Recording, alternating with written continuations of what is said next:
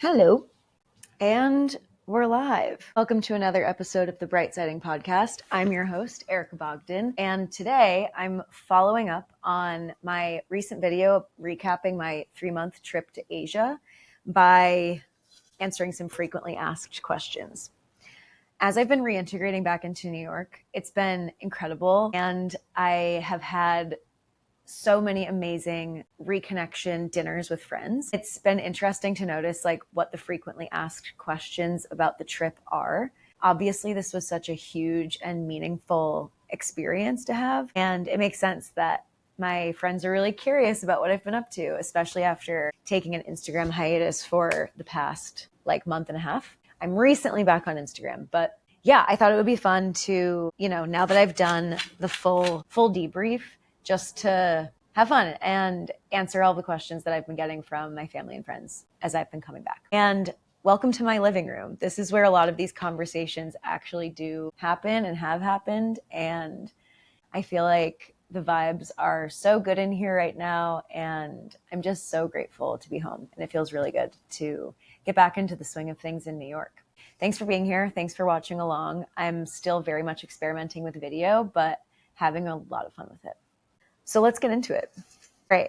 Question number 1, most memorable destinations and why? Yeah, I often get asked what was your favorite place that you visited? And it's really hard to narrow it down to one. But if I had to rank the top 3, it would be Tokyo, Chiang Mai, and Ubud. Tokyo was just so fun. And if you've seen the Anthony Bourdain clip where he's talking about what it's like to go to Tokyo for the first time, I think he describes it as going on an acid trip. And yeah, it's like going on an acid trip, but one that is so structured and well organized and peaceful. I wouldn't say it's all calm, but it's a pretty calm, quiet city compared to New York. And it's just incredible. Yeah, I really loved Tokyo, and I was there for a full month. So it just felt like I was really able to immerse myself in the culture, in the city. I took some language classes while I was there. I was doing a writing workshop, and yeah, I loved the food. I loved the mindfulness, the culture, the colors, the architecture. Yeah, stunning. Chiang Mai was one of the last places I visited in Thailand, and it's in northern Thailand, kind of it's not coastal. And I went there very last minute. I was supposed to be in a different part of Thailand for longer, but I just felt like I kind of got the essence of that part and wanted to tack on one more location to the trip. So I, booked a last minute flight to Chiang Mai. I stayed in a really cool Airbnb and fell in love with a street cat. And yeah, I just had a really good time there. It's a smaller city. It just felt really lovely and very dreamy to me. The whole town exists in the perimeter of a square, and it's just a very magical little bubble in Thailand. And I got some really great massages there. That was maybe one of my favorite shopping destinations. And I think I appreciated it even more because it was an impromptu, very spontaneous addition to the trip as my trip was winding down. So I was there for about 5 days. And then my third favorite was Ubud. I went to Ubud with my best friend right after being in Japan for a month to 5 weeks. And it just felt like the perfect antidote to the order and the propriety of Japan, I guess you could say. I really loved how hot it was, temperature wise, how lush and green. It just felt like being in a painting. It was so gorgeous. And to be in a little bit more nature and to go see all the temples and the rice paddies. And Kim and I stayed in a gorgeous private villa with a pool. We were living like princesses, and Ubud was really special. And I think just it was special for so many reasons, but especially because of the timing of the trip, the fact that I was with my best friend, and just that I was in a moment of really, really appreciating that nature. So those are my favorite destinations.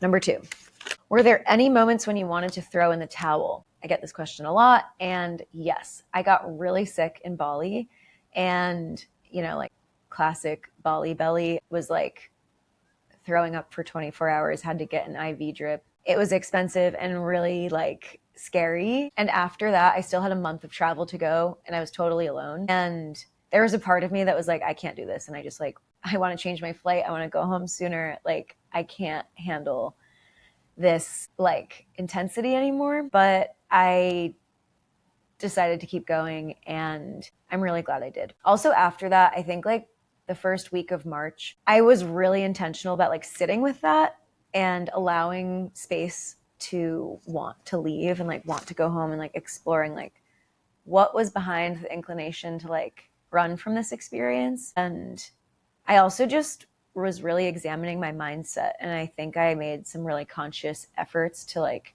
lean into abundance and joy and just choose to be present for the rest of the month. I was like, I'm never going to get this kind of time in this country again. Like, I'm going to take advantage of it. And like, what's the alternative? Like going back to cold New York, like I had already paid for so much. And like, yeah, I think it's natural when you're traveling for so long to have moments where you're just like ready to turn it around. But it was worth sticking out. And I feel like quite resilient on the other side of it. Yeah. What food was I most excited to eat when I got home? Kiki's in the Lower East Side. Greek food. Mara rusalata salad, lemon chicken orzo soup, and a glass of house white. That's my New York reintegration meal. And I got it the first day I got back. It was great. I also got a big bagel. Do I have any regrets / would I do anything differently? I like to think I'm the kind of person who doesn't believe in regrets and, looks at everything as just like learning experiences. And I would say 90% of the time I like really am. And I really do function that way. But I guess like this isn't so much of a regret, just as like I wish I was different in that I wish I was a light packer. I had so much stuff and yeah, that was just like, it was not like easy to like lug all this stuff all around Asia. But I'm not a light packer, probably never will be. And what are you going to do? And I actually do really regret not making more vintage purchases in Japan. I was trying to be really good and like not be super shopping mode, but yeah, I think there are some vintage purchases that I could have made that would have been like really fun additions to my closet, but what are you going to do? What's next? Oh my God. This is the big question that everybody has. And there's a part of me that's like really protective of what I'm working on next and doesn't want to share. But there's another part of me, the Leo part of me, that is an oversharer by nature. And I love talking about what I'm up to. So I'll try to balance this answer. I'm working on 3 projects. The, I guess, biggest one and the one that I'm like happiest to talk about because I really want to breathe so much life into it is I'm working on a book proposal for Brightsiding. I have no experience in the publishing industry, still have a relatively humble following on my newsletter, but I have been developing my point of view and my philosophy on life for the past 10 years, like really meaningfully. And I want to write a book about it. And I want to write a book about what it means to meet yourself where you are and why that's a good thing and like why that helps people. So working on that and a few other secret projects that I'm kind of keeping to myself right now. So yeah, I'm really excited. I will be writing books and I can't wait to like get this one started. So feeling excited about that one. If I could relive one moment from the trip, what would it be?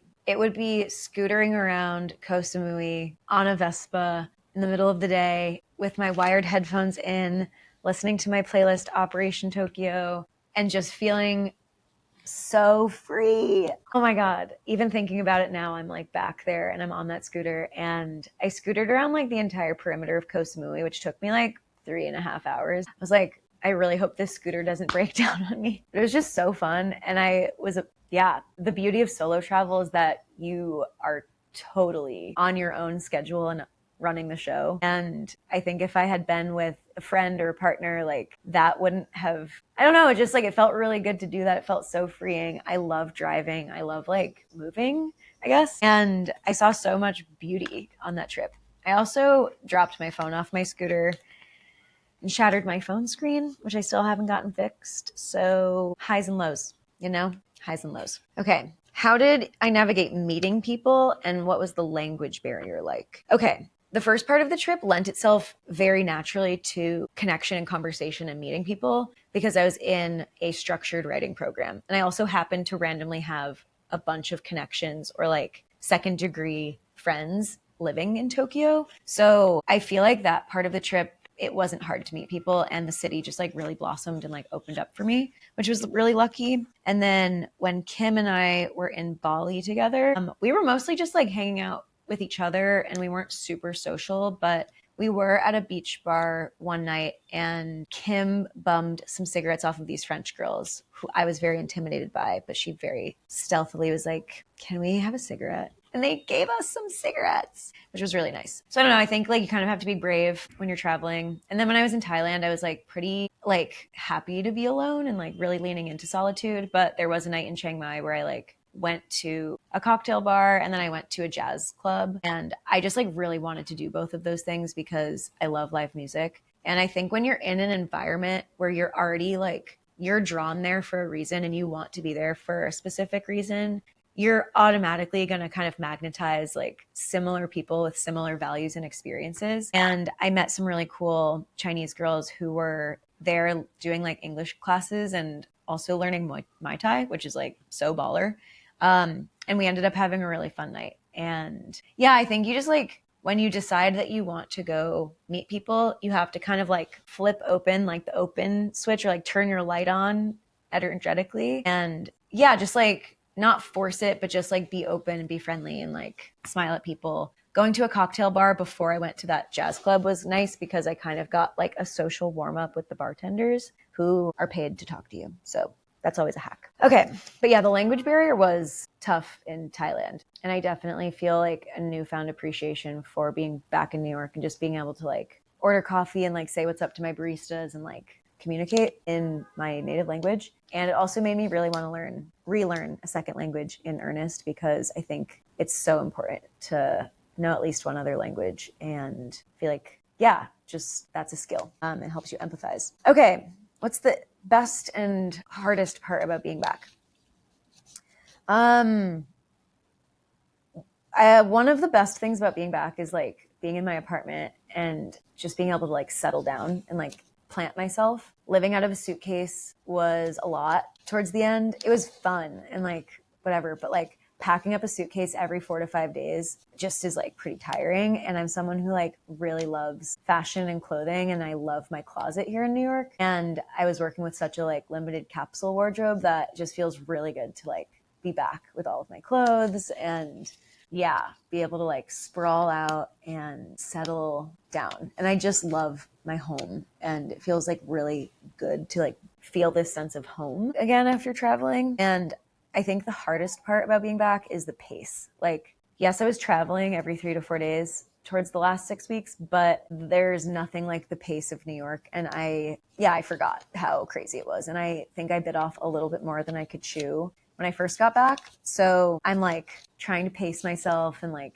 really calibrate to being back here energetically, but it feels really good to be home. And I was really like excited to come home. I was so present to the entire trip, but I was really looking forward to it. So I think it's like that helped a lot with easing back in, you know? Biggest mental hurdle of solo travel. I think the biggest mental hurdle was like reminding myself and really somatically integrating that like it is safe to rest, it is safe to play with no purpose, and it's safe to explore.